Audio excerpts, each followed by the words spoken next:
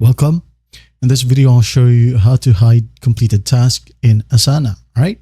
First up, go ahead and log into your Asana account. And once you're in here, go to your projects. For example, this YT project right here, or YouTube project. Let's say, for example, I wanted to hide this one.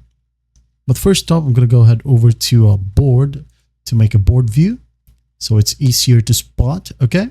Right here, create 50 YouTube videos. So I'm just going to move it to completed right here on this section. And then I'm going to mark it as completed. Okay. Now, once that's done, if you want to hide it, all right, just go ahead over to filters. Okay. Just click on it and then go ahead and choose incomplete tasks. All right. If you can't see incomplete task right here, just go ahead and click on plus add filter.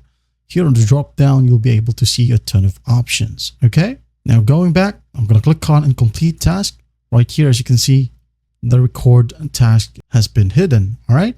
If you just want to show all your completed tasks right here, just click on the quick filter.